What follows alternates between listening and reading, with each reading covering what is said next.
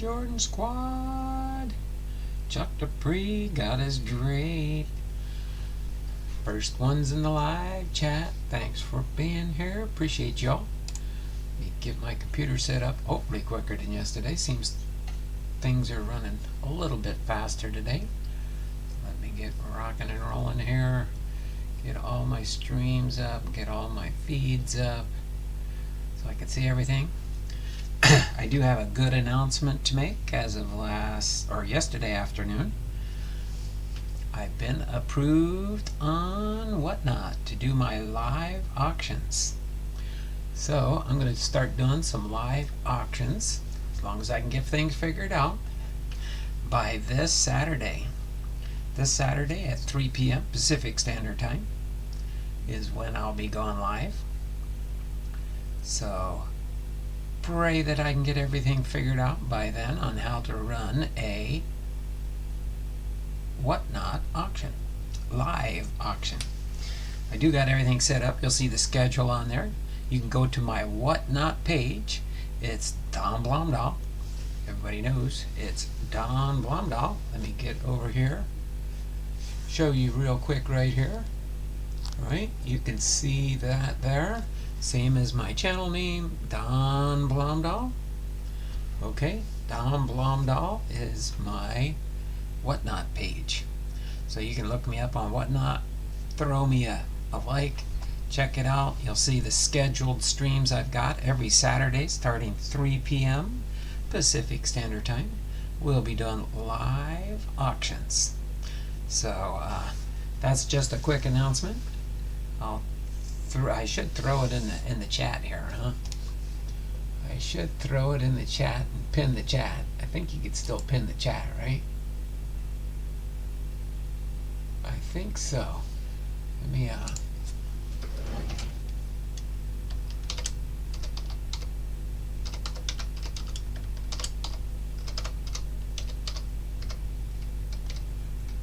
Saturdays at 3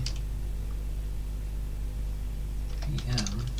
PST live auctions on Whatnot.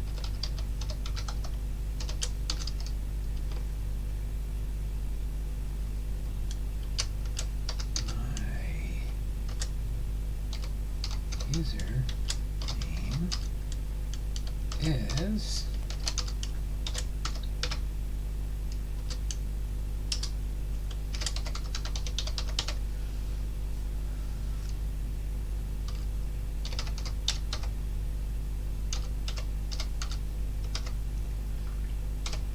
we'll be starting to list up some cards. So go ahead and do that and check that out. Let me see if I can pin this comment on the top.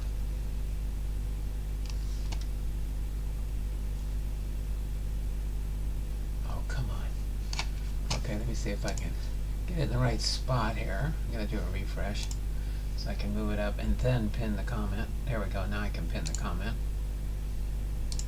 Pin the message at the top. There you go. Starting Saturdays at 3 p.m. Pacific Standard Time, live auctions on Whatnot. My username is Don Blomdahl. So go ahead and check out that pinned comment there, and we'll be good to go. Soon I got between now and then to figure out how to do it. I've got the auction schedule set up there for every Saturday. I think for the next 7 or 8 weeks. I think you can schedule a group at a time. So I just got to figure out how to get my inventory on for that auction, and then figure out the process on keeping track of all the orders I make. Sensei Domino, hey Don, David, Boomslang, Titus, Chuck, and all in the chat.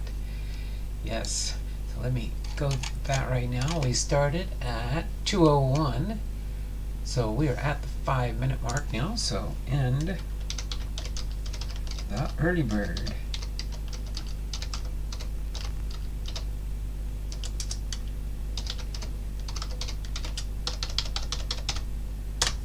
Okay, so we've got that in there. we'll keep going. I'm going to start logging people in. Let me get my commercial done real quick. We're going to do our regularly scheduled program today, but I will take any questions you might have about my whatnot. And what you can do is you can go on Whatnot, go to my page, send me a message and tell me what types of cards or teams or players or whatever you want, and I could possibly feature something like that. Down the road here, I'm probably going to try and use Whatnot for my insert cards. Any special cards like that, eventually I'm going to evolve into in all my duplicate Hall of Fame player cards. That's why I'm separating things out when I do. So I'll be keeping separate boxes for all my duplicate cards in my Hall of Fame collection and things of that nature. So that's what we're going to do there, but let's get through this commercial break real quick here. The new 2024 Patreon tiers, rookie class tiers, which will include rookie cards, rated rookies, gold cups, rising stars, prospects, minor leaguers, etc., etc. The triple tiers will contain one newer rookie card type and various rookie cards as are chosen out of the box for sending to you. If you do put a note in your Patreon when you sign up, and you could try and put a player name, or I'd rather you go with maybe like a team that you'd like to collect rookie cards from or something of that nature, and that'll help me decide and help get you what you would like to collect on your rookie card types. So the triple fives tier 2 is, or the triple threes tier 1 is 4 cards, triple fives tier 2 is 6 cards, triple sevens tier 3 is 8 cards, triple nines tier 4 10 cards. Quad tiers will contain one Hall of Fame rookie card type. The quad 1s tier 5 12 cards, the quad 2s tier 6 25 cards, and the quad 3s tier 7 40 cards. So those are my new Patreon tiers for this year. We do have the same binder from yesterday for Edgar Martinez, but we're going to switch over. We're going to do Pedro Martinez's biography today. We are at 781, and no doubt by the time we get up to today's stream being done, I forgot to cross off all these entries from yesterday, so let me take care of that real quick here, and we'll get you guys added in for today. But we are at 781. I'm sure by the end of this stream, with one more day tomorrow in the month of February, because we have a leap day tomorrow, so we'll probably have a leap year day fun. Crossover Paranormal Society's in the house. How you doing there, Jonathan? Thanks for popping in here. But yeah, Whatnot will be starting this Saturday at 3 p.m. and we'll see how long the auction goes. I'm putting it in for an hour type slot, but we could go more if we have good participation. But make sure you check out my Whatnot. Make sure you like me and Whatnot so I can build my follower base. I can look real quick. I can tell you how many followers I have so far on my Whatnot. Let me go to my Whatnot real quick. Go to my, I'm going to get out of that for now. I didn't do anything yet. Let me go into this here. Wait, no, I don't want to start the show or anything. Oh, close it. There we go. Let's see. Home. Is it the home? I'm still trying to figure it out here. Profile. Okay, yeah, I've got 5 followers so far. I think one of them, Mickey, is Boomslang here. Yeah, Boomslang's here. I think he was the first one from my channel list. Yeah, I got Mickey. I got the Poltons, the Foltsies, the Foltsy 4, Donnie of the Dark. He's a Pokemon guy, but I checked out his Whatnot and stuff. Beatcore 12582, and Mickey, or 7 Mickey 7 is my first YouTube follower on there. So make sure you follow me, and that way you'll get alerts from Whatnot when I have things scheduled. I currently have 2 items listed up there: 2013 Bowman International Inc. Fernando Tatis Jr., which is a big card I got there. I do have it listed at $95, but you're able to make offers, so I will accept offers probably from my YouTube channel members for less than the $95. And I have my 1992 Front Row All-Time Great Series uncut sheet of 6 Hall of Famers. That's up for sale for $8 for a sheet of 6 Hall of Famers.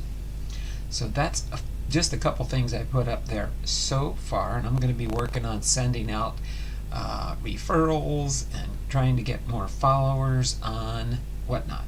But that's where I stand right now for that. So let me set that off to the side real quick, and let's get to logging everybody in here. We got Chuck Dupree Sports Cards was the first one here.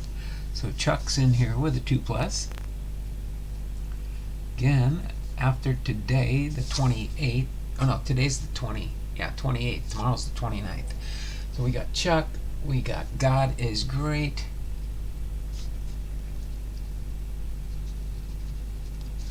Alright, we got Callie and Jordan Squad with a 2+. Go down the list and then I'll read the chat. I gotta catch up. I gotta get things moving here. Callie. God is Great. Chuck, Callie. Boom Slang's here. Boom Slang's in there with a 2+.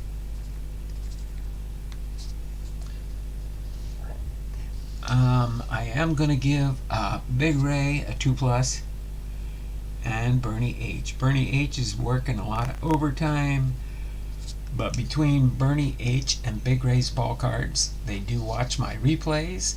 So since they are faithful that way, I'm going to give them 2 buys. Big Ray's going through his chemotherapy again for his cancer treatments, and Bernie H is working overtime, so he's unable to watch during the daytime when I do my lives unless he's at home and has a day off. So we got Boom Slang, we got Sensei Domino with a 2+. So those are my buys I'm giving. Chuck Dupree, Crossover Paranormal Cops with a 2+. And as soon as I go through and catch up with the chat, I will read off everybody I have. Sensei Domino and Chuck Dupree. So I've got Bernie H, I've got Big Ray, I've got Boom Slang, I've got Chuck Dupree, I've got Cops, I've got God is Great, I've got Sensei Domino, and I've got Callie and Jordan Squad. 2, 4, 6, 8, 10, 12, 14, 16. So we're up to 97 now. So 3 more. By the time we're done, well, no trivia today. We've just got a factoid. But by the time we get to the end of the stream, we'll have enough, I'm pretty sure, to get up to the 8th tier. So I'm going to take a bold jump right now and say that we're going to have at least 8 prizes on the wheel by close of business tomorrow. Okay? So 8 prizes on the wheel prior to close of business for tomorrow. That's kind of you. Oh, no problem, no problem. And by the way, I think I got to read into it and stuff. I'll probably do for my first sale, I might give away some packs of cards, like a pack of cards for a giveaway. I think there's something in there where if you do a giveaway in your sale or something of that nature, you actually get some credits or something for giving away prizes and stuff like that, but I got to research that. If it doesn't happen in the first sale, I will look to do it maybe at a milestone sale or something like that. But we'll figure it all out. And I'm like, I did my Zoom call with Whatnot and a whole bunch of people that were training to get certified and stuff for doing the Whatnot for live streaming. And then we were having a problem with communication, so I had to touch base with their support, go here, go there. I had to do the survey a total of 3 times to get approved. Finally, they said, do it with this link. As your right information for your account, we'll get you good to go, and you'll be awesome. So I did that. Within a matter of a couple minutes after they received that, I was approved to do my live auctions. So that was awesome. Back in the day, you had to make enough sales first to participate in the live auctions, but they've done a revamp in their system to where as long as you can prove you're a seller. I gave them my eBay channel, I gave them my YouTube channel, so they do know I do sell stuff and have a real good rating on eBay. So, and what I'm doing with my eBay stuff, it's going to stay online. I still keep making sales once in a while, but down the road I might start selling off my eBay stuff and transition off my eBay store, maybe switch everything over to Whatnot. I gotta see if there's a way to convert all my listings on eBay over to Whatnot, and that would give me awesome inventory on my Whatnot, that's for sure. But until then, we're gonna keep going with what we got. So again, Bernie H, Big Ray, Boomslang, Chuck Dupree, Cops, God is Great, Sensei Domino, and Callie and Jordan Squad. You guys are all taken care of for today. Alright, so did I miss anybody here? Did I miss anybody? Speak now or forever hold your peace. While I'm waiting to see if anybody else responds after Boomslang, I am going to do a refresh on the chat so I can see if somebody types in that I missed them. Then I'll go back and check.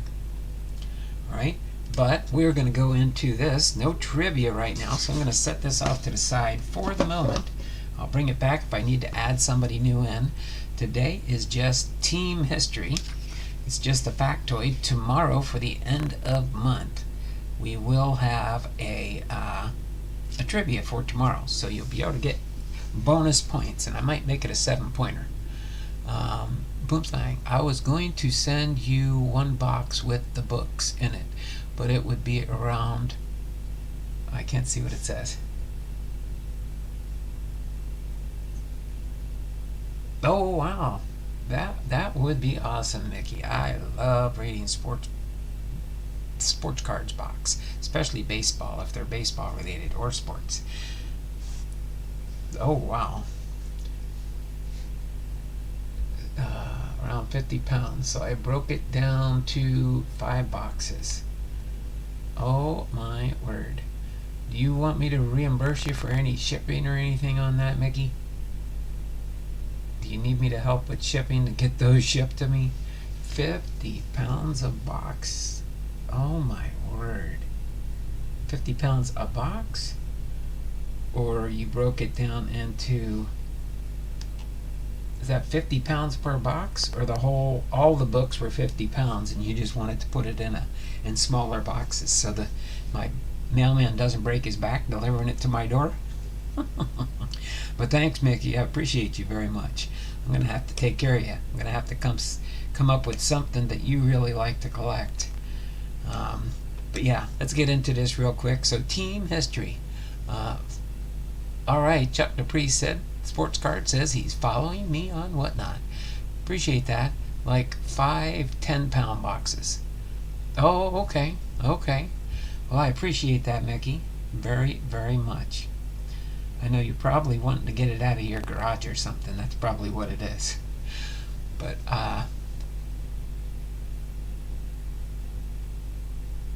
let's see, what Callie say? I will have to get a Whatnot account.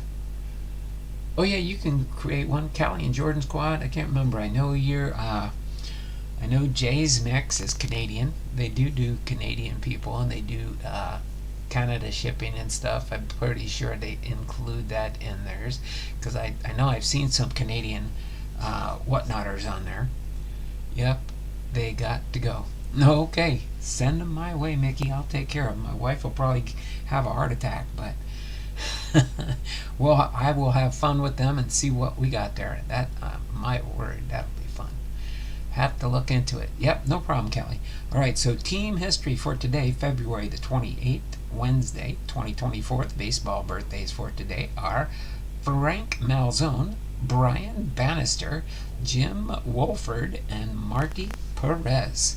But yeah, pray for me that I can get this all figured out on Whatnot by Saturday to be able to do that. Saturday, I'm going to have a busy end of the week, so Friday night, we're going to a men's rally in Oak Harbor. That's about an hour drive from my place.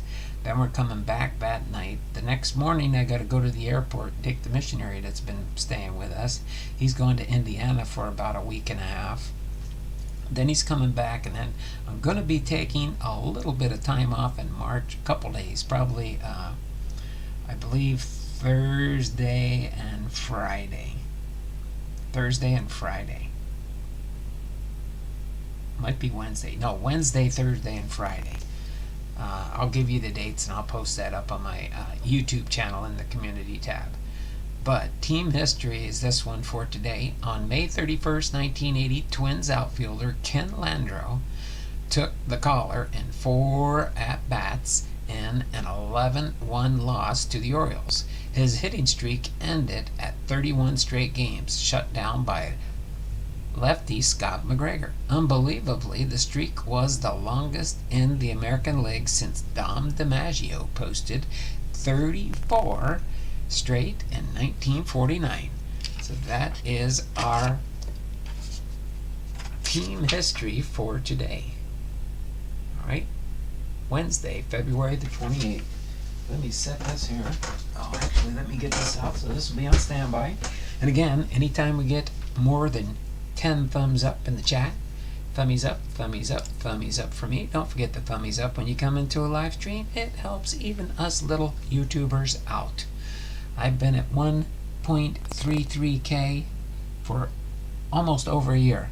I hardly get any new subscribers, but I have 1,330 some subscribers. Just no new ones. I can't move because I'm not like the big guys like Ethan, and especially Monster Jabs and John Jabs. The past is alive, but I am a little YouTuber with a big heart. That's what I think counts for a whole lot. So, Hall of Fame will be tomorrow for Thursday's 29th of February, Leap Day. We'll do something special tomorrow. We'll do something different and special for tomorrow, that's for sure. All right, so that will be our trivia, and it'll be a 7-pointer. So that'll definitely get us up there. I know we're going to be up to the 9th or the 8th tier for sure. I don't know if we'll make it to 9 or 10 between now and then. All right. I will have to get a what-not account. Yep, they got to go. All right, and then I will have to look into it. There you go. All right, so we're going to do Pedro Martinez. I'm going to put this box off to the side here. The blaster. We're going to do this blaster after we get done with the biography. So that'll be right here on standby, waiting to go into action. We are going to do Pedro Martinez. Oh, we got 2.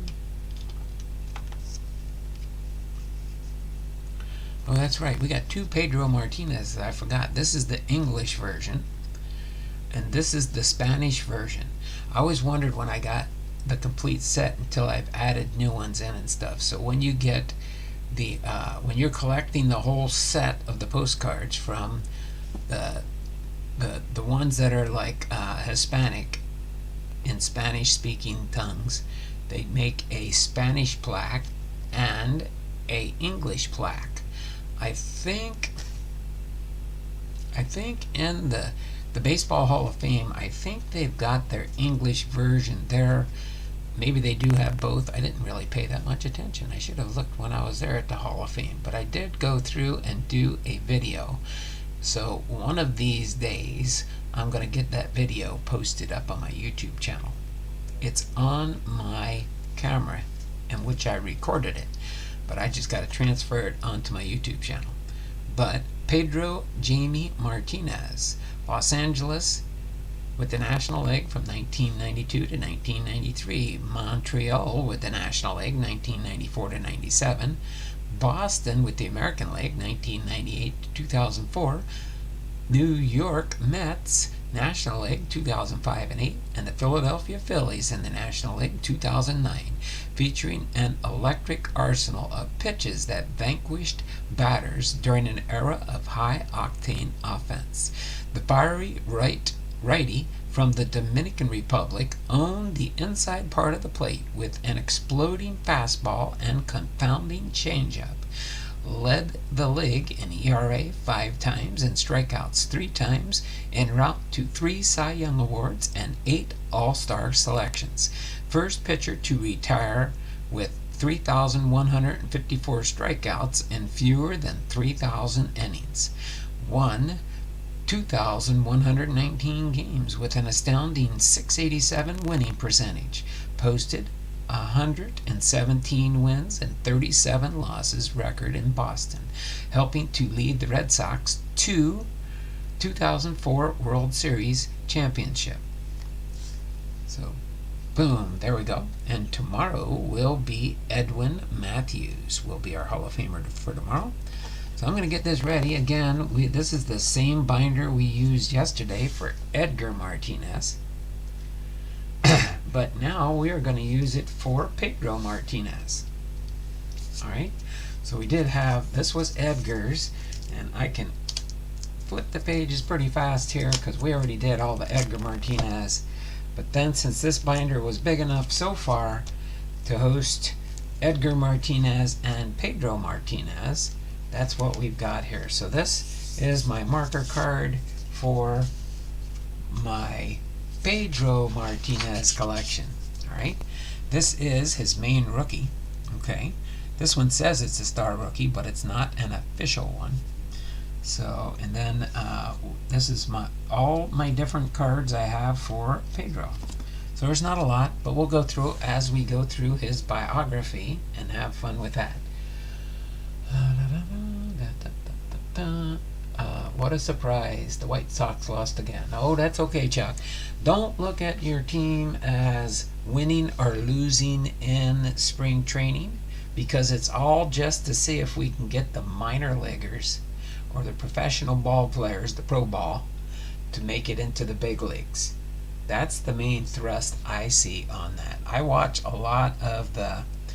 mainly watch a lot of the spring training games when I can get them on TV. I was watching Cincinnati Reds and the Chicago Cubs last night, and it was just fun to watch the players that are trying to make the team and seeing some names that you've heard of, and now you can watch them play. That's what I really enjoy on that. So, without further ado, we're going to get into Pedro Martinez for our Hall of Fame player for today. Let me get a sip of water real quick.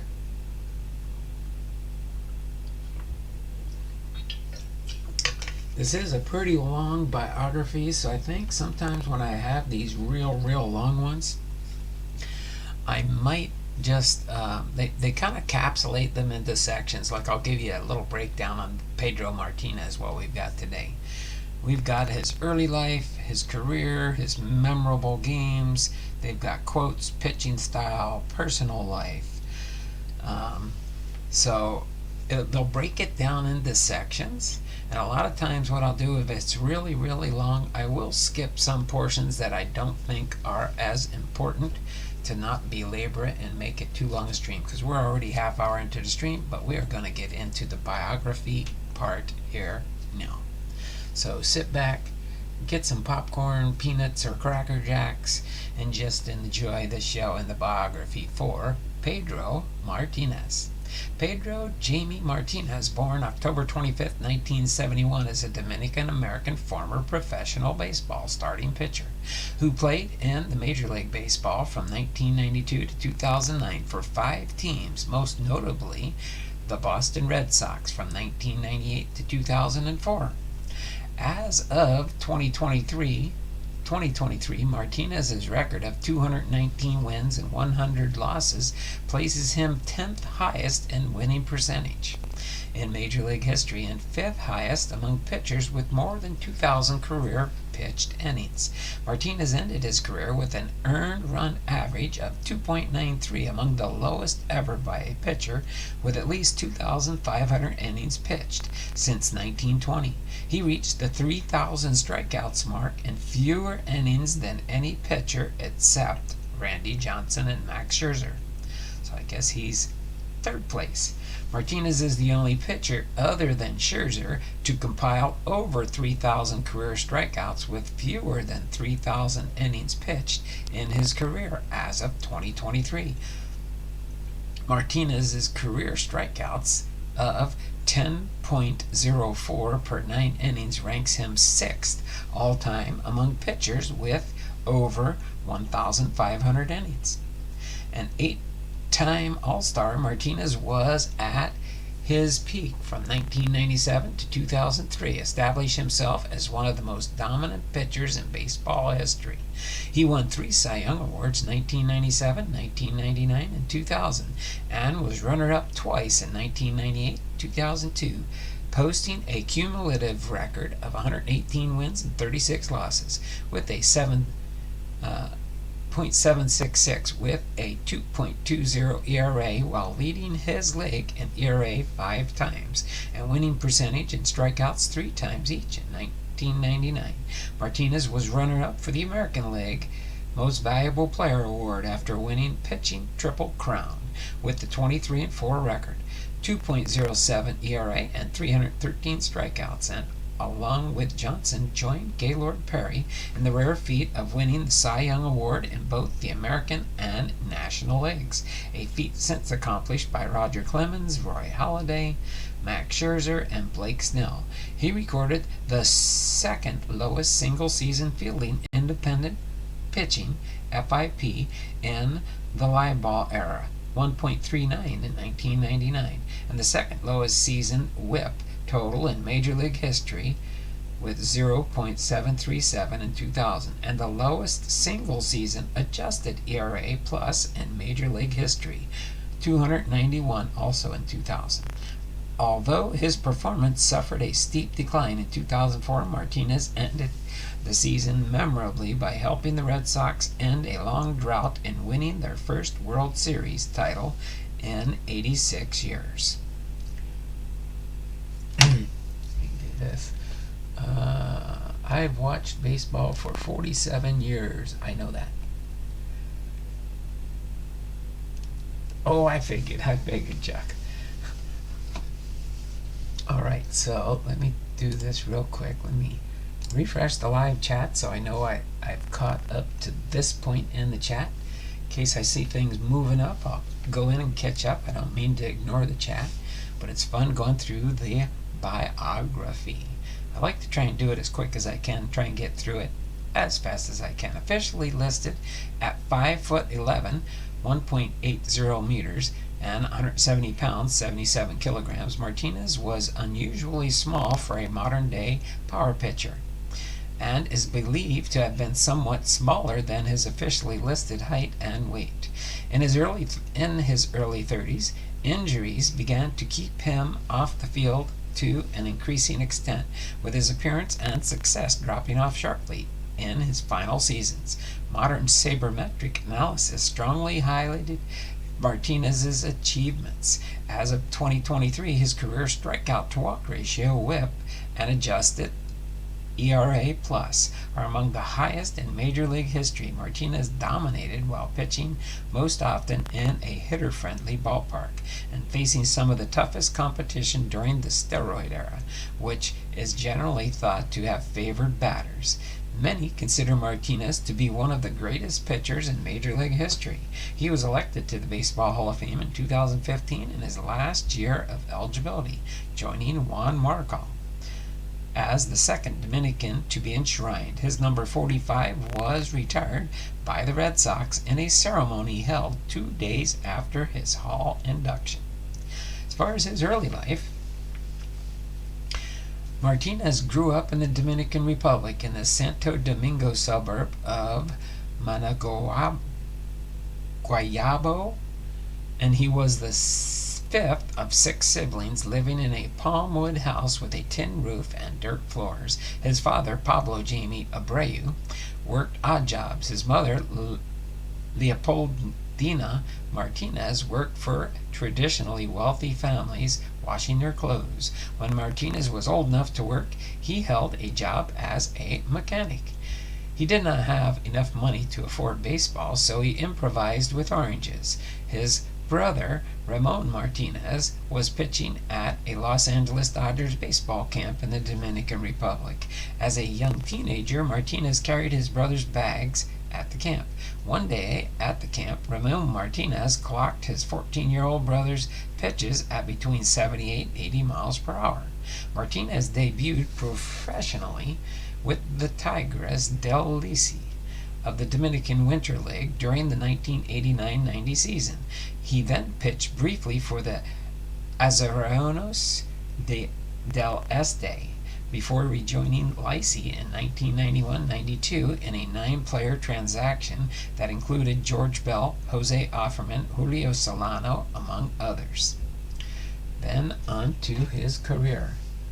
Matty Ice, Hey Chop, Don, David, Boomslang, Sensei Domino, Titus. Awesome. Say hello to everybody in there. So I show still only 2 thumbs up here. Hopefully there's more than 2 thumbs up, that's for sure. Alright, but getting on to his career now. What do we show? How many viewers? We got 5 viewers, huh? 5 viewers. Alright, so he's first started with the Los Angeles Dodgers. Martinez was originally signed by the Dodgers as an amateur free agent in 1988. In his first season in the minors, he was assigned to the Great Falls Dodgers, where he worked with Coach Guy Conti to develop a circle changeup. With Conti, he had learned from Johnny Padres. Conti also worked with the young pitcher on his English and helped him assimilate to the United States. Martinez later described Conti as his white daddy. Alright, let me turn off the captioning here and do a live fresh. Okay. As a minor leaguer in the Dodgers farm system, he was a highly touted prospect, although some talent evaluators took issue with his poise, despite having a great fastball and circle changeup. He made his MLB debut on September 24, 1992 for the Dodgers against the Cincinnati Reds. Working 2 scoreless innings of relief, he made his first start for the Dodgers on September 30th. Taking the loss while giving up 2 runs in a 3-1 loss to the Reds. Although Martinez's brother, Ramon, then a star pitcher for the Dodgers, declared that his brother was an even better pitcher than he. The younger Martinez was thought by manager Tommy Lasorda too small to be an effective starting pitcher.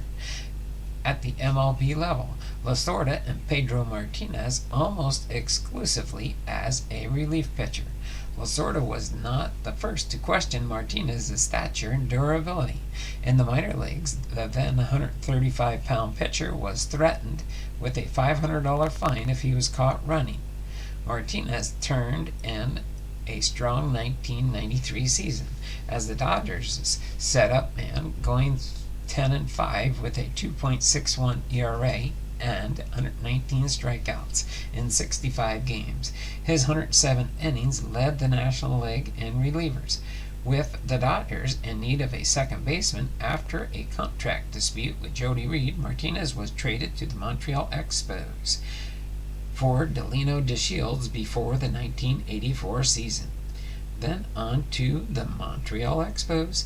It was with the Expos that Martinez developed into one of the top pitchers in baseball.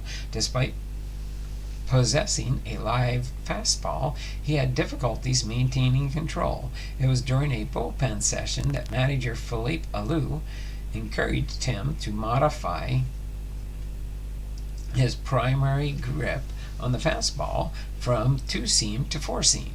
The transformation was dramatic. The fastball, already among the fastest in the game, now was thrown with near impeccable control and break that routinely overwhelmed hitters. On April 13, 1994, Martinez took a perfect game through 7 1/3 innings until throwing a bushback pitch at Reggie Sanders that led Sanders to immediately charge the mound.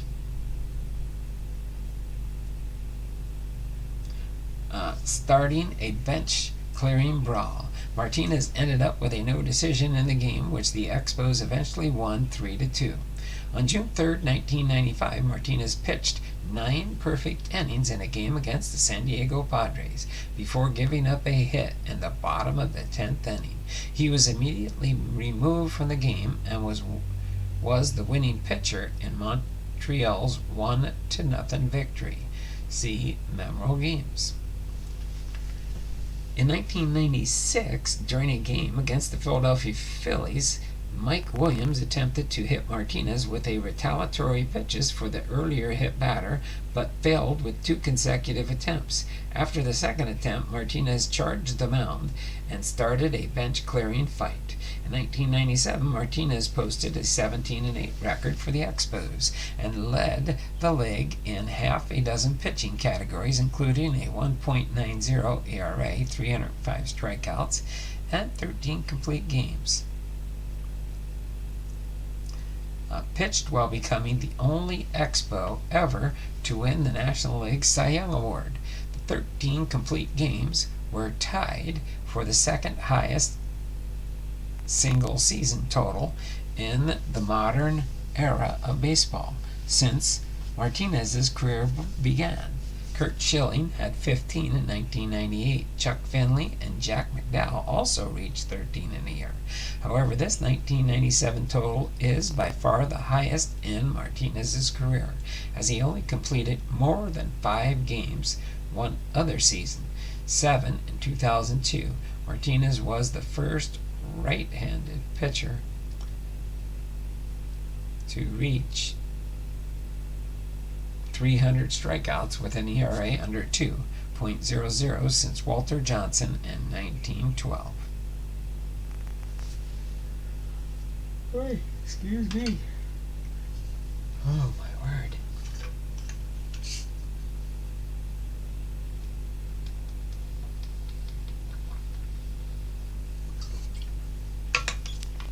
Getting ready to go run, so I'm out, but wanted to stop by. Have a great day. All right there, Matty Ice. Appreciate you stopping by, brother.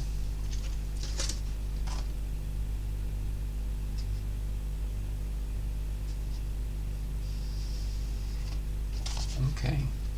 Maybe we'll still be here when you get back from your run. You can get the end of stream entries. Okay?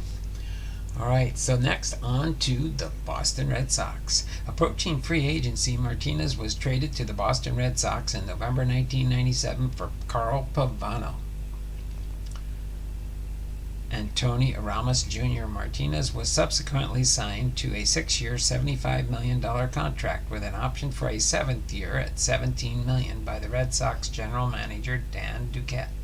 At the time, the largest ever awarded to a pitcher. Martinez paid immediate dividends in 1998, compiling a 19-7 record and finishing second in the American League in ERA, WHIP, strikeouts, and Cy Young Award voting. In 1999, Martinez finished 23-4 with a 2.07 ERA and 313 strikeouts, earning the pitching triple crown.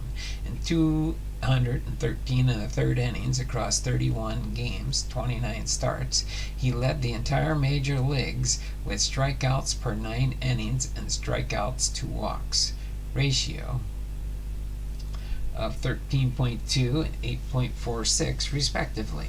His fielding independent pitching, FIP, a defense independent pitching statistic measuring a pitcher's effectiveness at limiting walks, home runs, and hits while accumulating strikeouts, of 1.39 was the lowest single season total in major leagues since 1910.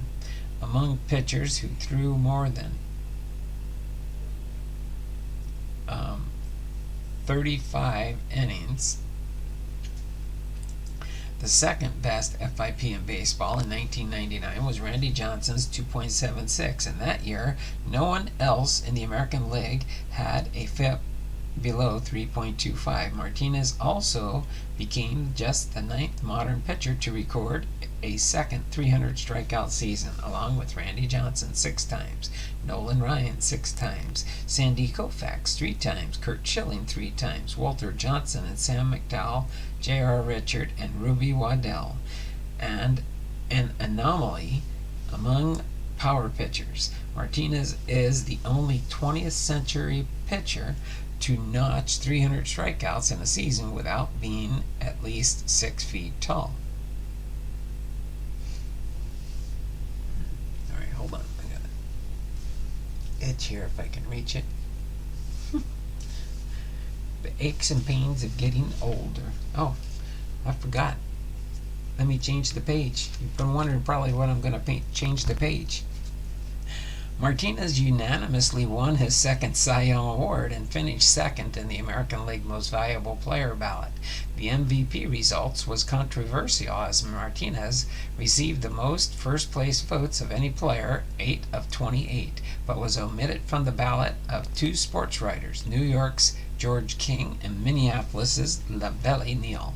Buster Olney, writing for the New York Times, mused that the sentiment that pitchers should not be considered MVP candidates due to the existence of the pitching-specific Cy Young Award may have cost Martinez the victory. King later wrote in the New York Post that he left Martinez off his ballot because he believed that since they only appear in a fraction of the team's games, starting pitchers should not only be considered for the Cy Young Award. It really made us all look very dumb, Olney later said. People were operated under different rules.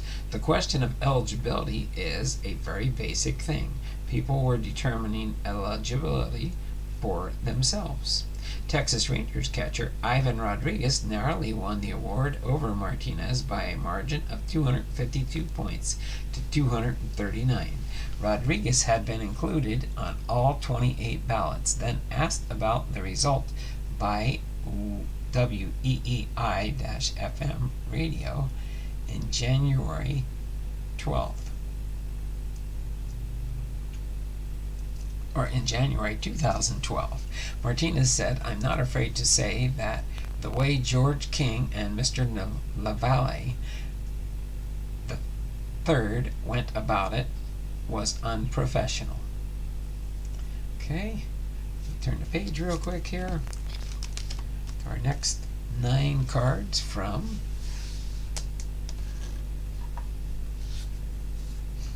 hold on a second, let me get this.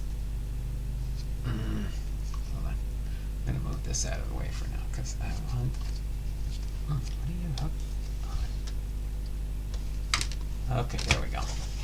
I just don't want to have that leaning on my scale and cause it to go out of sync or something like that. You know what I mean, right?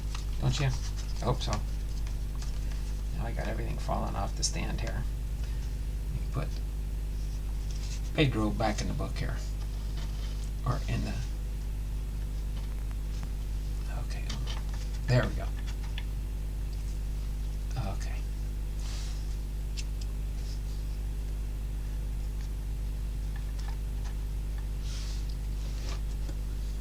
Okay, there we go. That look good there on the screen? Or am I chopping? Yeah. Okay. Sorry about that. Messing everything up for myself. Martinez was a focal point of Boston's 1999 playoff series against the Cleveland Indians. Starting the series with the Red Sox, however, lost a 3-2 game with the series tied at 2 games apiece. Martinez was too injured to start the 5th and final game. However, neither team's starter was effective, and by the middle of the 4th inning, the game was tied at 8-8. At this point, Martinez entered the game as an emergency relief option. He pitched 6 no-hit innings, striking out 8 and walking 3, as the Red Sox won the deciding game of the series 12-8. In the American League Championship Series, Martinez pitched 7 shutout innings to beat the New York Yankees in Game 3, handling the soon-to-be World Series champions their only loss of the 1999 postseason. Martinez followed up in 1999 with another excellent season. In 2000, en route to his 3rd Cy Young Award, His ERA of 1.74 was the lowest American League total since 1978. The total was about a third of that year's park adjusted league ERA of 4.97, resulting in an adjusted ERA of 291, the second highest single season in Major League history among pitchers who threw more than 200 innings. Roger Clemens' 2000 era of 3.70 was the second lowest in the American League, but it was still more than double that of Martinez's. Martinez's record of 18-6. In his 6 losses, he recorded 60 strikeouts, 8 walks, and 30 hits allowed, 48 innings with a 2.44 ERA and a 79 WHIP, while averaging 8 innings per start. Martinez's ERA in his losing games was lower than his best ERA in the National League, Kevin Brown's 2.58 across all games. Martinez's first loss of the year was a 1-0 complete game in which he had 17 strikeouts and 1 walk. All of Martinez's losses were quality starts, and he pitched 8 or more innings in all but one of his losses. Martinez received 2 runs or fewer on run support in 10 of his starts, over 1/3 of his starts. In such games, his ERA was minuscule, 1.25, with 4 complete games and 2 shutouts, but his win-loss record was 4-5. Okay. You guys are enjoying this. I'm trying to think how many pages I got here. I'll wait one more. Martinez's WHIP was 2,000, the second lowest in total Major League history behind George Walker in 1940. However, Walker's record came in a season in which he only pitched 49 innings, whereas Martinez pitched 217 innings in 2000. Martinez struck out an American League leading 284 batters while only walking 32, thereby breaking his own record for the highest single season strikeouts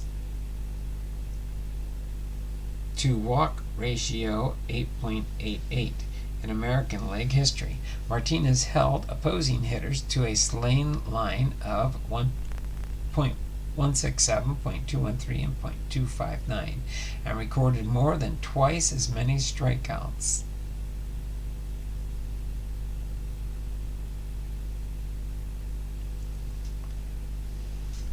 When opposing teams had runners in scoring position, hitters' production against Martinez was reduced to a slash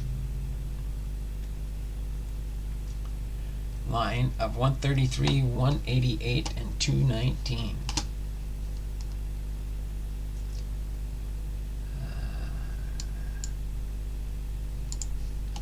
Refresh on the chat here.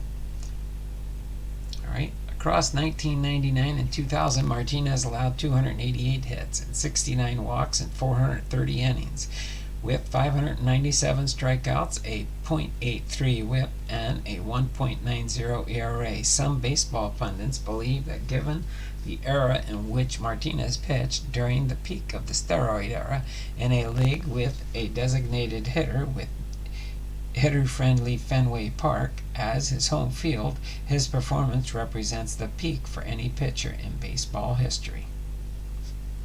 Okay, let me turn the page here so you can see some more of Pedro's cards. Though he continued his dominance when healthy, carrying a sub 2.00 ERA to the midpoint of the following season, Martinez spent much of 2001 on the disabled list with a rotator cuff injury as the Red Sox slumped to a poor finish. Martinez finished with a 7.3 record, a 2.39 ERA,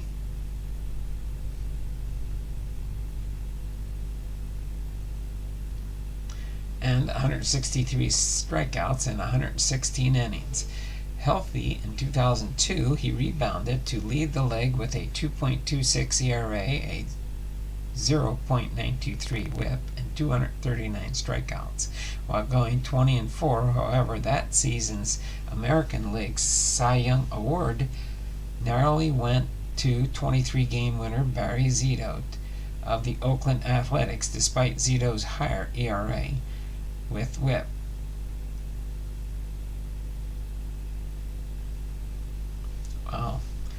fewer strikeouts and lower winning percentage. Martinez became the first pitcher since the introduction of the Cy Young Award to lead his league in each of those four statistics without winning the award.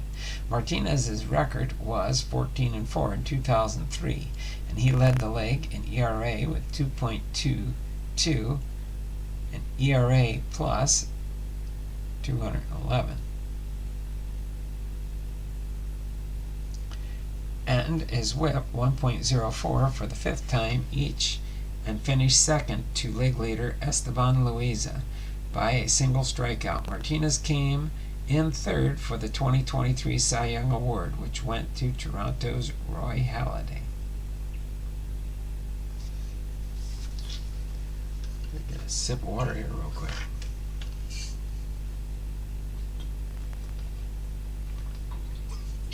Before we move on to the New York Mets. After Boston's World Series triumphs in 2004, Martinez became a free agent and signed a 4-year deal for a $53 million contract with the New York Mets in 2005. His first season as a Met, Martinez posted a 15-8 record with a 2.82 ERA, 208 strikeouts, a huge league-leading .95 whip, and it was his sixth league whip title and the fifth time that he led the major leagues in the category. Opponents batted .204 against him. Martinez started the 2006 season at the top of his game. At the end of May, he was 5-1 with a 2.50 ERA with 88 strikeouts and 17 walks and 44 hits allowed in 76 innings. Martinez's record was worse than it could have been, with the Mets bullpen costing him 2 victories. However, during his May 26 start against the Florida Marlins, Martinez was instructed by the umpires to change his undershirt. He slipped in the quarter, injuring his hip, and his promising season curdled. The effect was not immediately apparent, although Martinez lost his Marlins game. The following start was scintillating 0-0 duel with Arizona's Brandon Webb. But after that, beginning on June 6, Martinez went 4-7 with a 7.10 ERA in a series of spotty starts interrupted twice by stays on the disabled list. A right calf injury plagued him for the last 2 months of the season. After Martinez was removed from the ineffective September 15th outing, television cameras found him in the Mets dugout, apparently crying. Subsequent MRI exams revealed a torn muscle in Martinez's left calf and a torn rotator cuff. Martinez underwent surgery which sidelined him for most of the 2007 season. On November 3, 2006, Martinez stated that he could not return to full strength. He might end up retiring after 2007 season. It's getting better, and progress is, above all, what is hoped for. Martinez told the Associated Press to go back,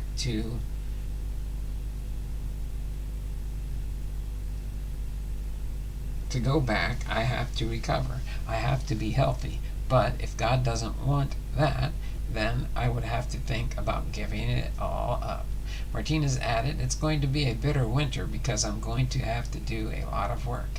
The pain I feel was one of the worst I have felt with any injury in my career." But by December 30th, 2006, Martinez was more optimistic. "The progress has been excellent. I don't have problems anymore with my reach or flexibility. And so far, everything is going very well. The problem has to do with the calcification of the bone that was broken with the tear, and that had to be operated on. You have to let it run its course." Martinez also reported bulking up as part of his recuperative regimen. "I put on about 10 pounds of muscle because that's one of our strategies." On September 3rd, 2007, Martinez returned from the disabled list with his 207th career win, allowing 2 earned runs in 5 innings.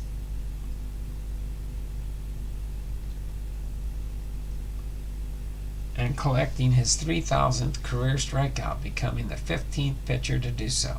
I thought I was going to have butterflies like that, said Martinez, but I guess I'm too old. Martinez's comeback was considered a great success as the right-hander went 3-1 in 5 starts with a 2.57 ERA.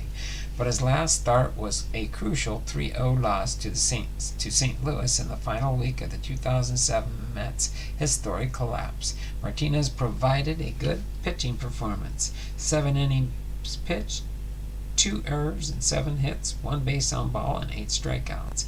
But his teammates failed to score to help him out. Martinez became just the 4th pitcher to reach 3,000 strikeouts with fewer than 1,000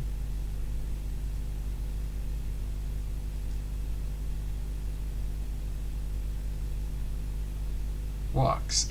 In Martinez's case, 701. Ferguson Jenkins, Greg Maddux, and Curt Schilling had previously done likewise. Martinez also joined Nolan Ryan and Randy Johnson to become the 3rd 3,000 strikeout pitcher to have more strikeouts than innings pitched, and is also the first Latin American pitcher to have 3,000 strikeouts.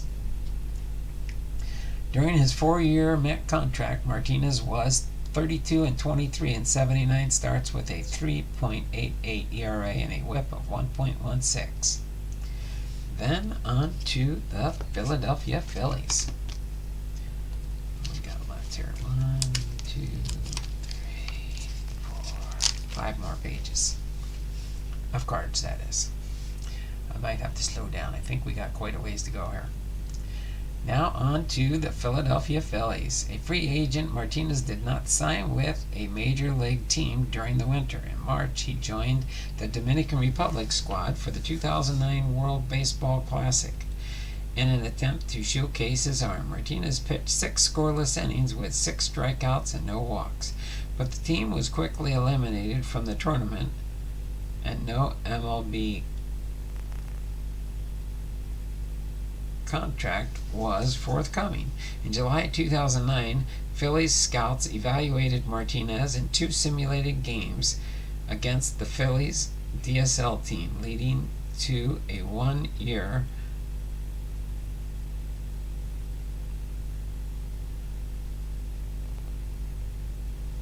$1 million contract. Martinez told reporters, "I would just like to be the backup. If I could be the backup, that would be a great thing to have. A healthy Pedro behind everybody else in case something happens. That would be a great feeling to have on a team, eh?" It says, following the series, Martinez announced that he had no intention of retiring, but the 2010 season came and went without his signing with a team. Media reports surfaced that the Phillies had been discussing a deal to bring Martinez back for another half season, but Martinez's agent announced that that he would not be pitching at all in 2010, while remaining interested in a 2011 return. In December of 2010, Martinez told reporter El Dia, "I'm realizing what it is to be a normal person. It's most likely that I don't return to active baseball, but honestly, I don't know if I'll definitely announce my retirement." The pitcher received some initial inquiries during the winter, but did not sign with any team for 2011. On December 4th, 2011, he officially announced his retirement. In December 2009, Sports Illustrated named Martinez as one of the 5 pitchers in the starting rotation of its MLB All-Decade team. In February 2011, the Smithsonian's National Portrait Gallery announced that it had acquired an oil painting of Martinez for its collection.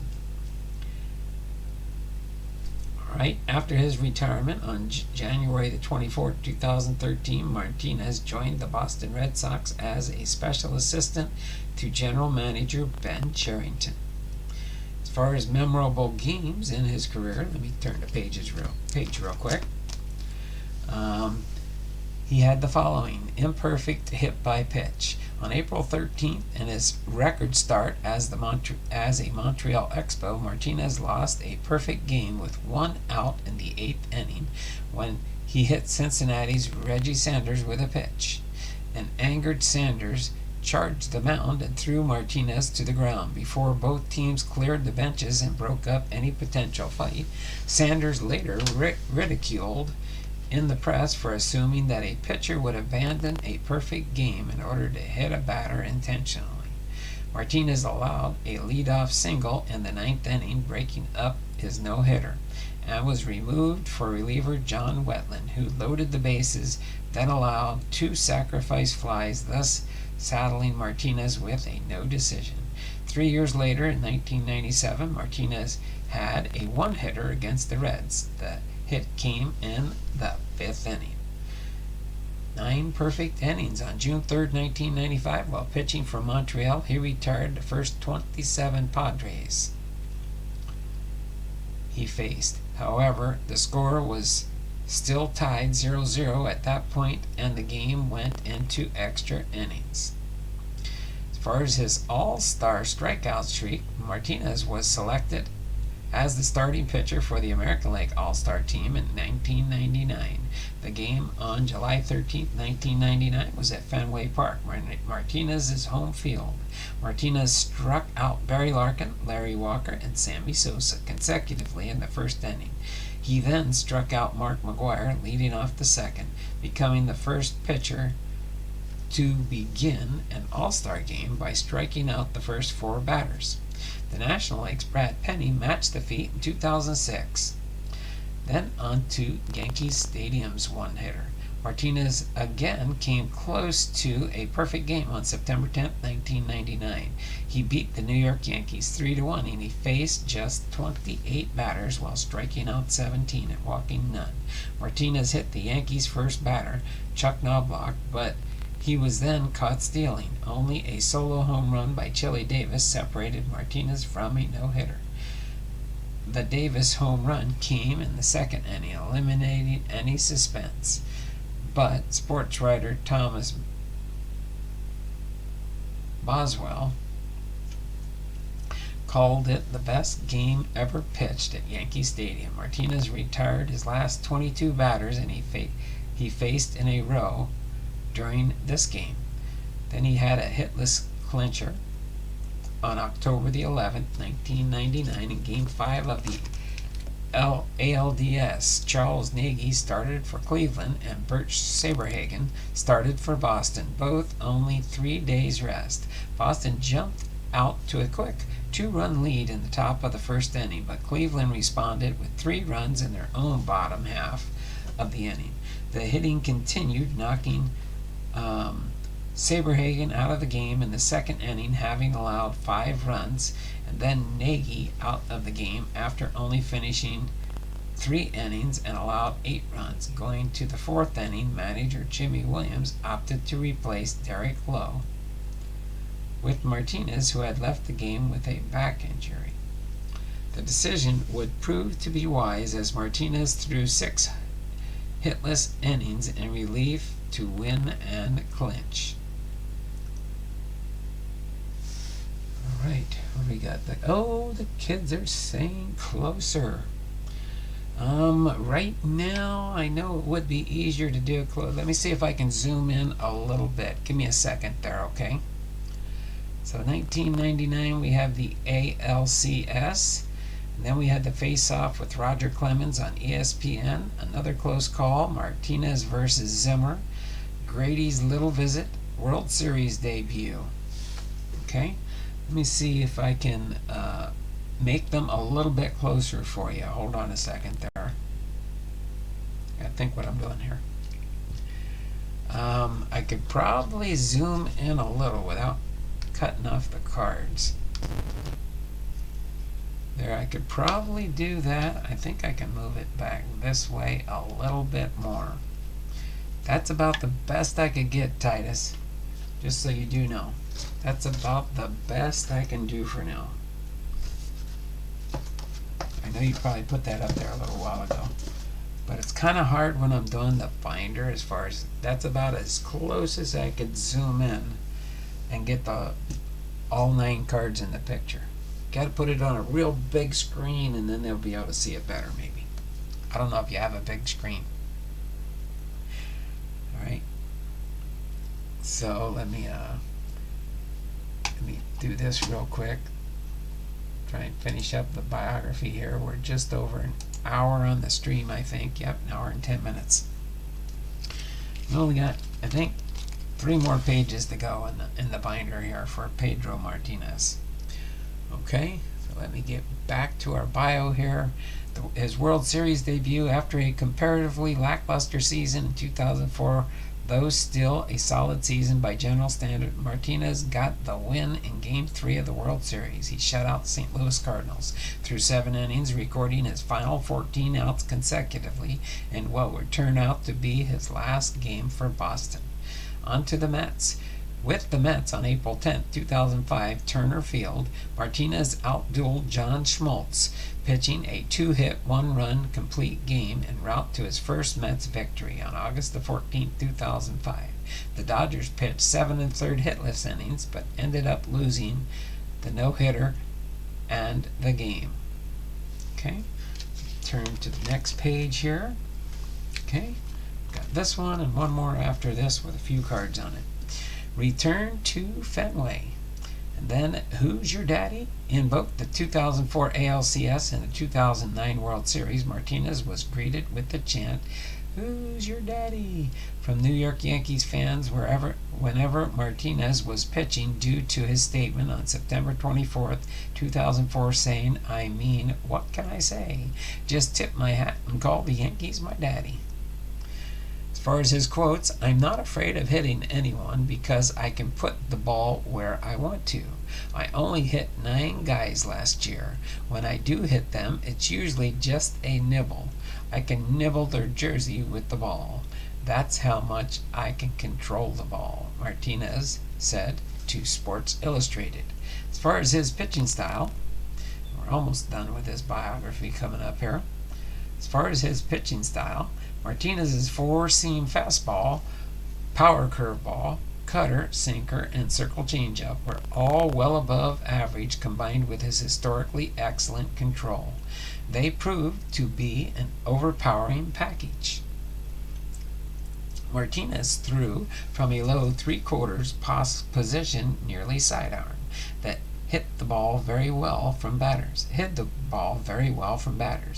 who have remarked on the difficulty of picking up Martinez's delivery. Additionally, Martinez threw 3 different types of fastballs. A straight, high-velocity 4-seam fastball he used to overpower hitters, a 2-seamer that ran to his throwing arm side, and a cut fastball that ran away from his throwing arm side, each with the pinpoint control that defined him. Early in his career, Martinez's fastball was considerably clocked in the 95 to 98 mile per hour range. Using it in combination with his devastating changeup and occasionally mixing in his curveball, he was as dominant a pitcher as the game has ever seen. Sports Illustrated's Joe Pagnoski wrote that there has never been a pitcher in baseball history, not Walter Johnson, not Lefty Grove, not Sandy Koufax, not Tom Seaver, not Roger Clemens, who was more overwhelming than the young Pedro. As injuries and the aging process took their toll, Martinez made the adjustment to rely more on finesse than power. His fastball settled into 85 miles to 88 miles per hour range.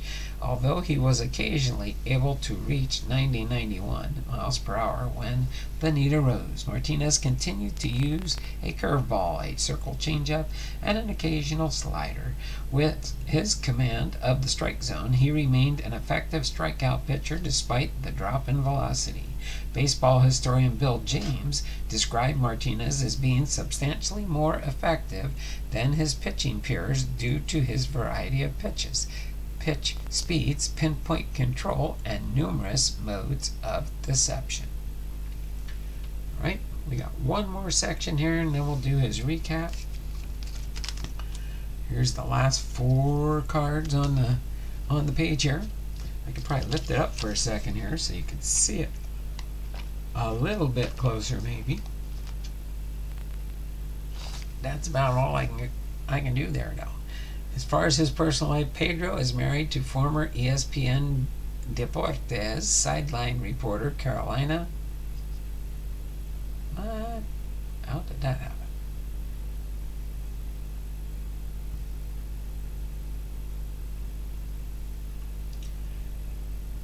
Carolina Cruz de Martinez, who now runs his charitable organization, Pedro Martinez and Brothers Foundation. He has 4 children. One of his sons, Pedro Martinez Jr., signed with the Detroit Tigers as an international free agent in September of 2017. Another son, Pedro Isaias Martinez, signed at Nova Southeastern University in Fort Lauderdale.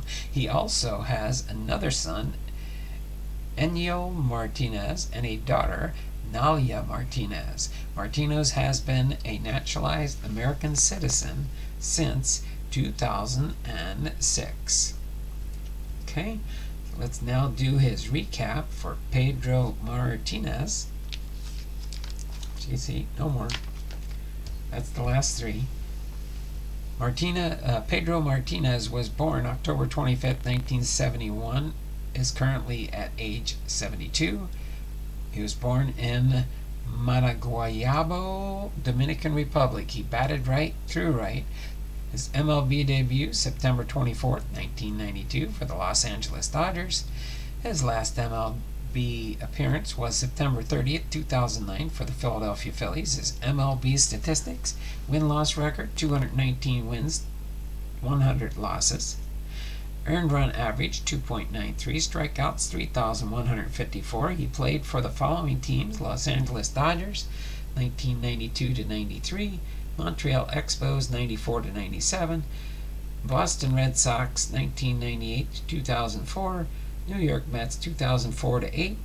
And the Philadelphia Phillies in 2009. His career highlights and awards: 8 times All-Star in 1996-2000.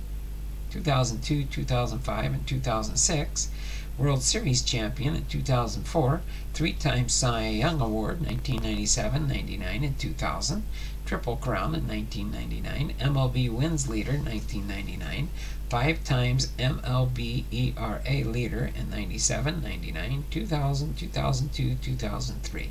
3 times American League strikeout leader 1999, 2000, 2002.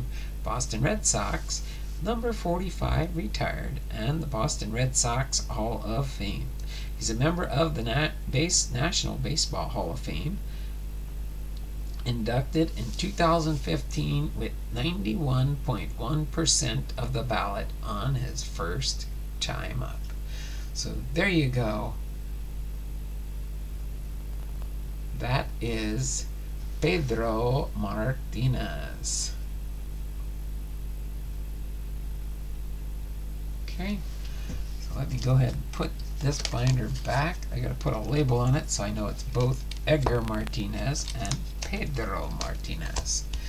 Just so you do know that that is the only 2 Martinezes in the Baseball Hall of Fame so far to this date.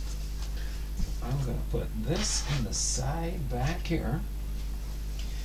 We will get ready now to open up the blaster here. Let me get a couple of these stands out so we can set up some stands here for some awesome cards we might find in this box. We'll see. And before I do get started in a box, I will check to see if we've got any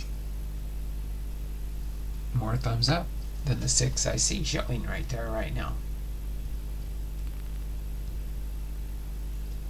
Okay, let me do a refresh here and a refresh here. What do I show for thumbs up here? Alright. Oh, getting close. We got 7.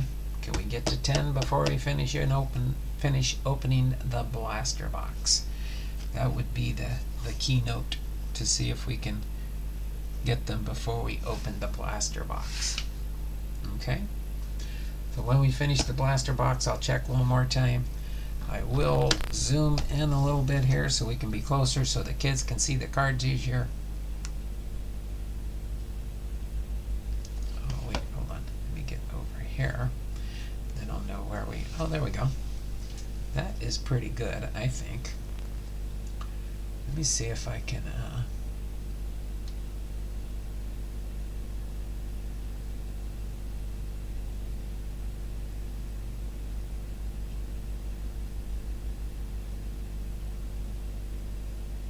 There we go. How's that look? Does that give you enough space there? We can move... Oh, we can move this over, can't we? Let me get one more stand up here. We can use 4. That way we can get the 3 color variations on the stands and have a place for a awesome head. How's that sound? There we go. I think we're good to go there now. So let's go ahead and score our box here. Let me turn off the closed captioning here. It gets in my way. I don't know why it does that all the time, but it does sometimes. Alright, let's go in and see who our master photo is in this blaster. I'm almost, but not quite, almost halfway through the blaster boxes. Put that in there.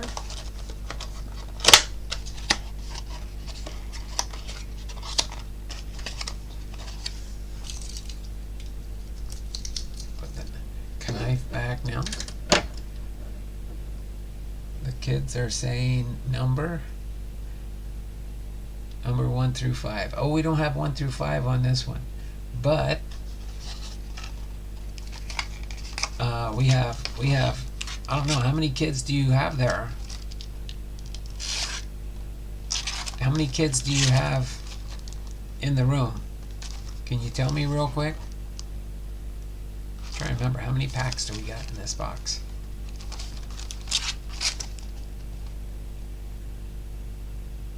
I think we got 8 packs in here, right? Oh, and the master photo is Riley Green. Oh, I don't know if we have a Riley Green, but we now have a Riley Green master photo. So we'll add that to our collection here for Riley Green.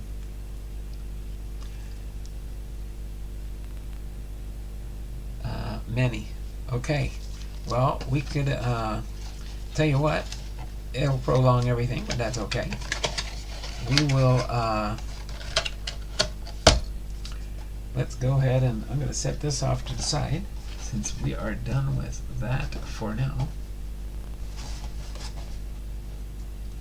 Okay, but we've got 8 packs.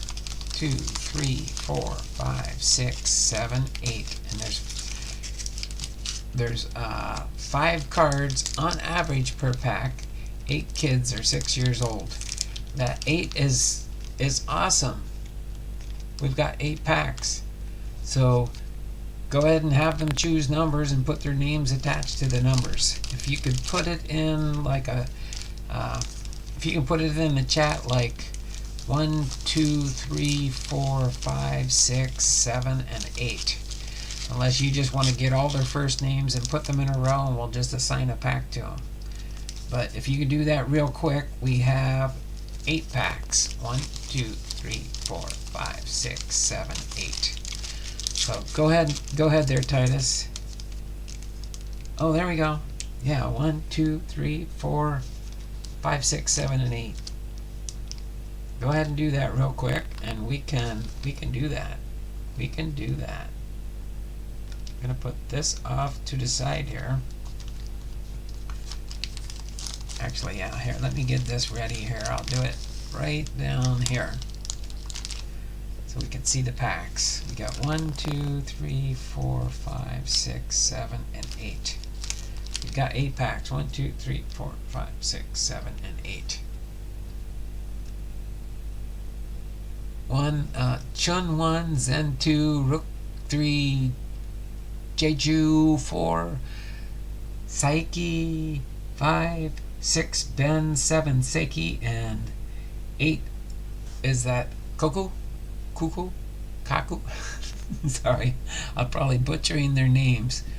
But let me do a refresh here so I can see all 8 names. That's cool. Got 8 kids in your group today. So Chun 1, Zen 2, Rook 3, Jeju 4, Psyche 5, 5 Psyche, 6 Ben, Sen Seike, and 8 Koki. Okay, we will do that. Alright, so you guys keep track of your packs when we open them up here, and we will have fun with this. How's that sound? Well, you know what? I gotta get...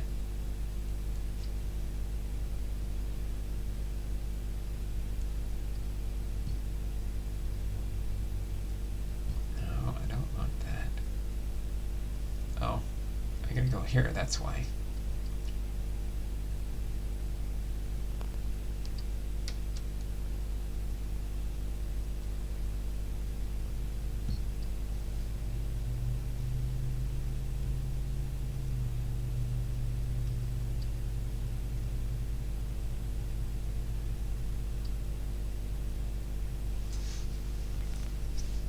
Okay, I'm trying to get this adjusted so we can see things better here.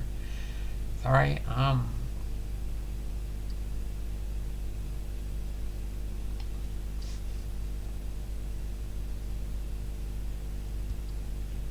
might have to go with what we've got.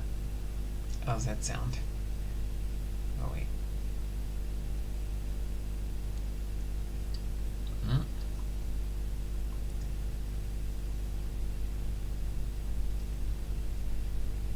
Oh, there it is. There it is. Oh, here we go. I can get this up a little bit more. There we go. Okay. We are good to go. Koki for the last one. There we go. Koki. Yeah, I couldn't see it underneath the heart for a second there. But now I've got it. Alright, so we're going to go in order 1 through 8. Put you on the 8-foot screen. Oh my word, there's an 8-foot screen? That's pretty big. So they can see the packs.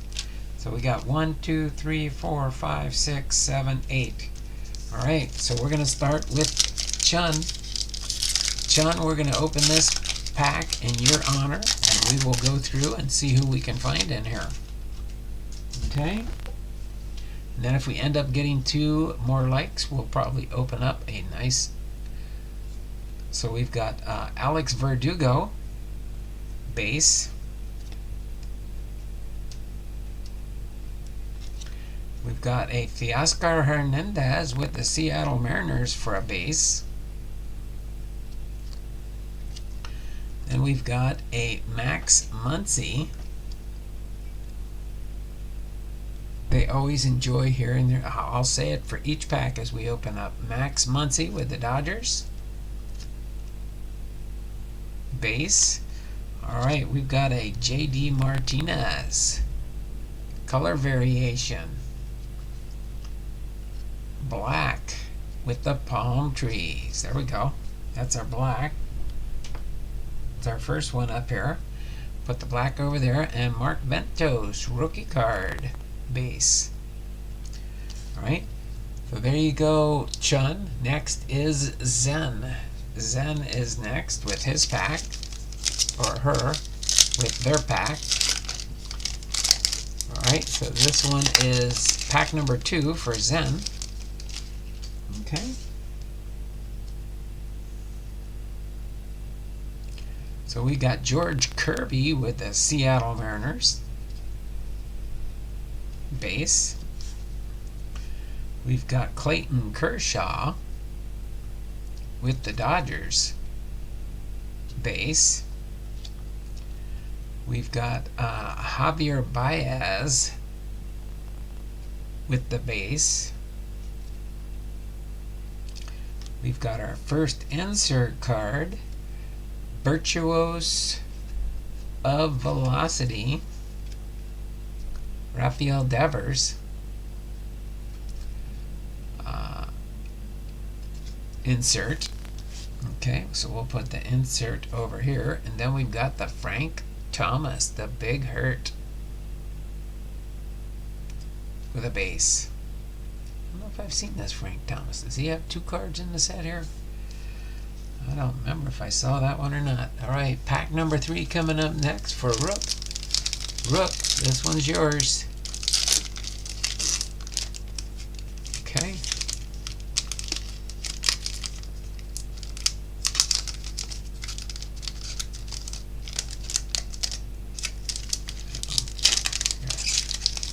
Didn't rip that one real good. Alright, so who do we got here first? We've got Carlton Fisk, a Hall of Famer. Base. Alright, Brandon Crawford with the Giants, base. The base card means they're not a variation or an image variation. Tim Anderson with the Chicago White Sox, base. Here we got our color variation here. Eric Davis with the Cincinnati Reds. That's a red. Eric Davis has a red logo. The black one has the black logo, so it's a variation of the original card. And then the Cecil Fielder with the Detroit Tigers, base. Alright, halfway mark of the box. Jeju, this is your pack. Jeju. Alright. So, Johnny Bench, base. Yep.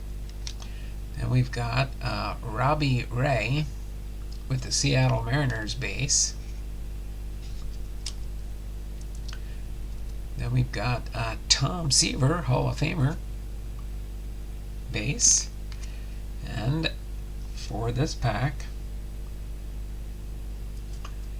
we've got a color variation. A red Randy Arozarena. Usually we get a color variation. We only got, what, 3 so far. Oh, but we got an insert. So you get a color variation or an insert unless you get a hot box, where you get those bonus. 7163 is the base for Adam Wainwright. I don't think we missed any, did we? See if we missed any color variations. I don't think so. Silver, silver, silver, silver, silver, silver, silver, silver, silver, silver, silver, silver, silver. Nope, they're all bases. Alright, pack number 5 is, oops, Psyche.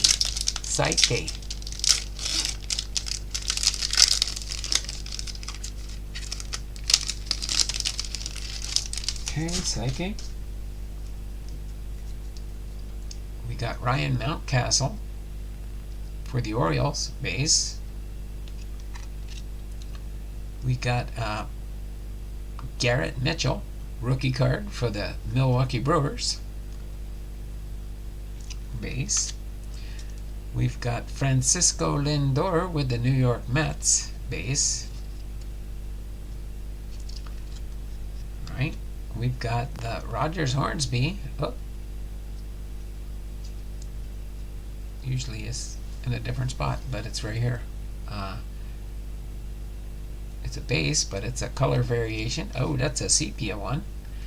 That's pretty cool. The sepia colored one. It's like the orange. So we got a black, a red, and an orange. I'm going to put the sepia over here. Alright. And then we've got, oh, we got another backwards one, don't we? Brendan Rodgers, base. Oh, we got a double sepia. A double sepia cover. That was a pretty cool one. And a Mitch Haniger with the Giants, base. Alright, pack number 6. This one's going to be 5, 6. This one's for Ben. Then this is your pack I'm going to open so you can see. Yeah, on the blaster we have 8 packs. On the 5-pack, that's the 2023 updates, or no, 2022 updates. So here we go with pack number 6. Jose Ramirez base. I don't know why I'm doing it that way. Jose Altuve base. Then we've got a Paul Goldschmidt base. Got an insert for Chief Fantasy Professionals, Yordan Alvarez with the Houston Astros. So that's another insert. And our last card in this pack, Jason Varitek base for the Boston Red Sox.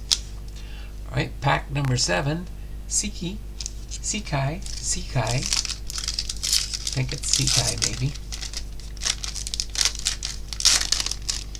All right, ooh, this is a bonus pack. We've got extra cards in this one. Got pack number 7. Has some bonus cards in it. We got 6 cards instead of 5. We got Chris Bryant base. Alright, we got Josh Gibson Hall of Famer base. We've got Wade Boggs Hall of Famer base. Okay, and then we've got our first. Oh, we got 2 color variation cards. I'm going to do this one and do those 2 last. Rowdy Tellez with the Milwaukee Brewers base. And this one's got 2 color variations too. Logan Webb with the Giants is another red.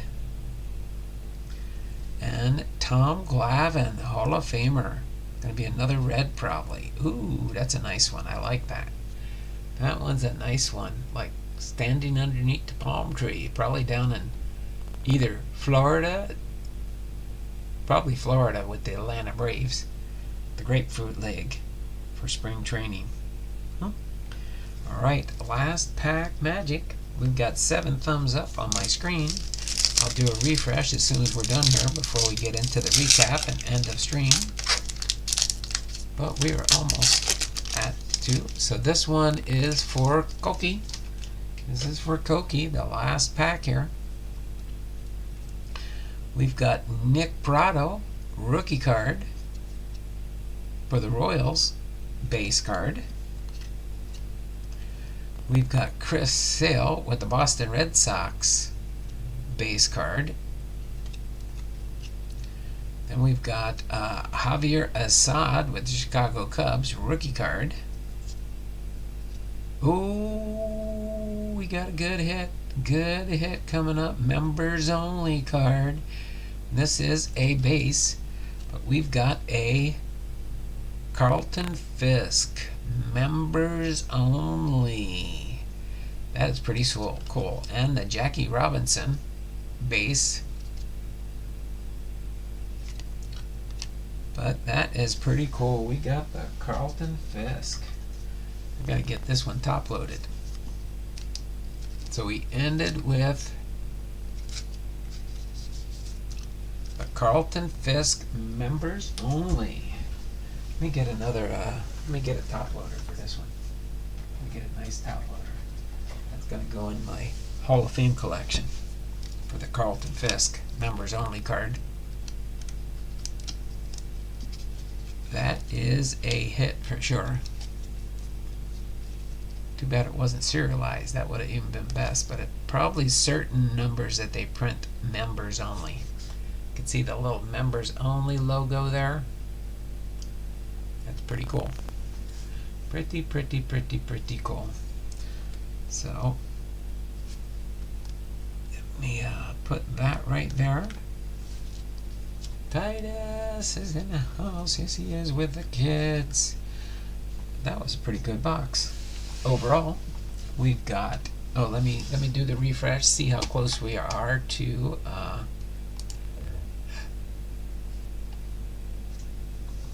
the thummies up. Thummies up, thummies up, thummies up for me. Nope, look like we're still at 7. So we're going to go ahead and do the recap and finish up our stream for today. Okay? So we'll do the recap really quick here. These are all the base cards. Did have some Hall of Famers in here. Jackie Robinson. I'm not going to go through all those. We're going to highlight our special cards we got. We got for our Chief Fantasy Professional set, Yordan Alvarez with the Houston Astros. We got the Virtuos of Velocity, Rafael Devers with the Red Sox. Okay. We got our master photo.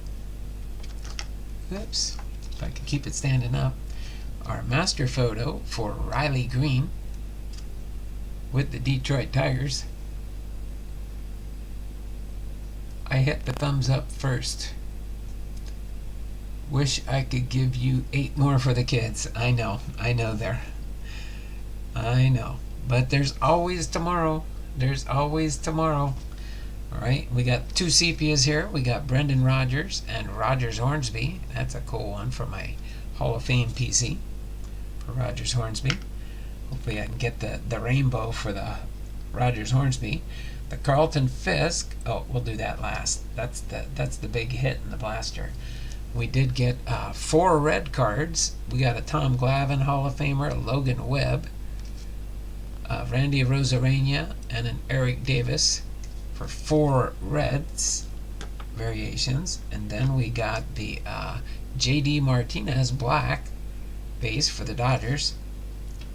But then our big hit for the box came in the very last pack. Carlton Fisk, members only, Stadium Club 2023. That's a sweet looking card. Strike. No Japanese. Yeah, there was no Japanese players in that group, was there? Like Yamamoto or Shohei Ohtani or things like that. That's a crime. I think that's a crime. But we did have fun. We did have fun. So that's cool. So let's get this ready here. I'm going to do the 2-minute closing.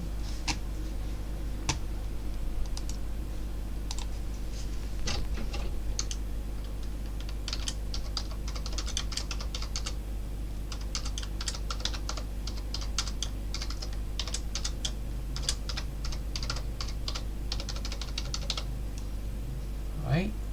So let's go ahead and start the 2-minute end of stream entries. We'll go since, 44. It did hit 44, 45, 46. So at 3:46, we'll do end.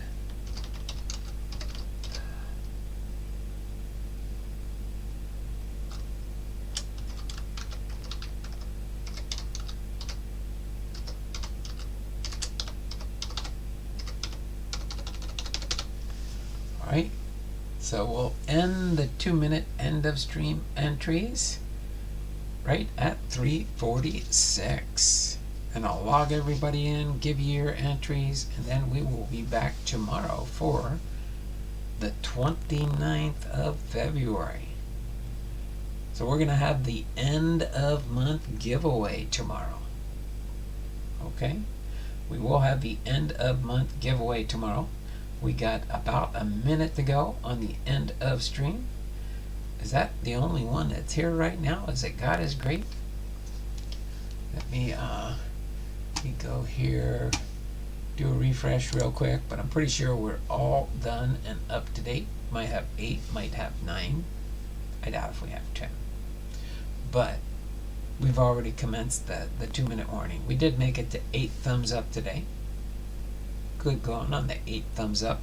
I have a feeling maybe tomorrow for the end of month giveaway, because more people will show up for that sometimes. Not all the time. It's just some of the time. We will get ready to log in here in just a second here as soon as it says Uh-oh, where did the chat go? Did it?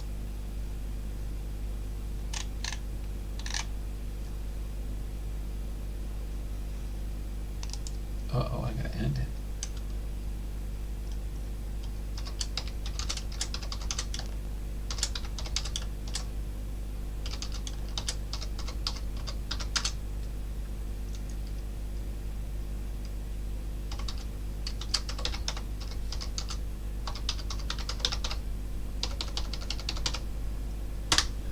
Alright, so who did we get in here? Just God is Great and Sensei Domino. So Sensei Domino is in here for 2 points, and God is Great.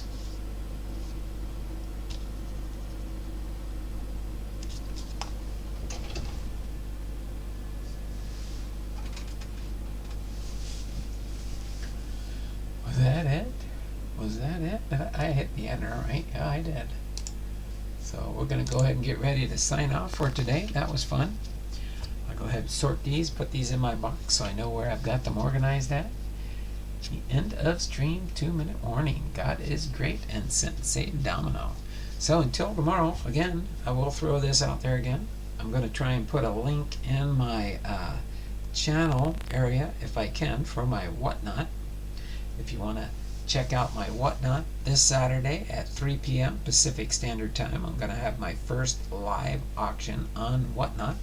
Hopefully I can get it figured out by then and get things rolling. I'm going to try and see, I might just start off with just a smaller lot of cards for my first sale. I might not go full-fledged huge, and we'll see how it does, but then after that we'll see what you guys want me to present on my sales, and we can go from there. So until then, this has been Don Blomdahl, Hall of Fame Veterans, Sports Cards, and more. Haven't been live with Hall of Fame Biography episode 198, Pedro Martinez, and trivia, and 2023 Tops Stadium Club Blaster Box. We had some fun today, that's for sure. I'm going to move this out of the way right here for now. Going to take off Pedro Martinez here. And for tomorrow, we're going to be doing Edwin Lee Matthews for our Hall of Famer tomorrow. So just give you a heads up on that. Our Hall of Fame player tomorrow will be Edwin Lee Matthews will be the next Hall of Famer. So until then, you all take care. Have a wonderful and blessed day. And if you go to church, midweek services on Wednesday, have a good night in the house of the Lord. Until tomorrow, same bat time, same bat channel, 2 p.m. Pacific Standard Time. We will see you all. Until then, take care. And as always, be blessed. Y'all take care. Have a wonderful